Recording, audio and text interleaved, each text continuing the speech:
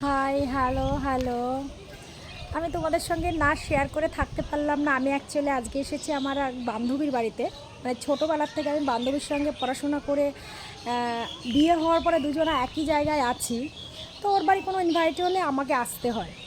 তো এতদিন পর আমি ওর বাড়িতে ছাদে এসেছি।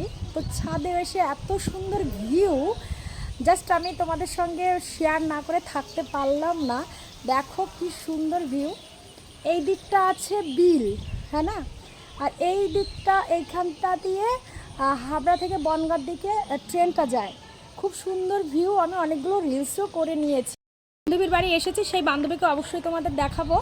এই যে আমার বান্ধবী হাবড়াতে কোথায় যেন জায়গা, জয়গাছি। ওদের অনেকেই চেনে, ব্যাপারী বাড়ি বললে অনেকেই চেনে ওদের বাড়িটা।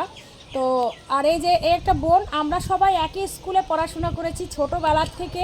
একই জায়গায় আমরা বিয়ে হয়ে থাকতে পারবো আশা করিনি। তো অনেকেই আমাদের পরিচিত যারা আছে তারা অনেকেই চিনতে পারবে যে আমার বান্ধবীটা কে। যারা চিনতে পারছে তারা কমেন্টসে অবশ্যই জানাবে। ওকে, টাটা।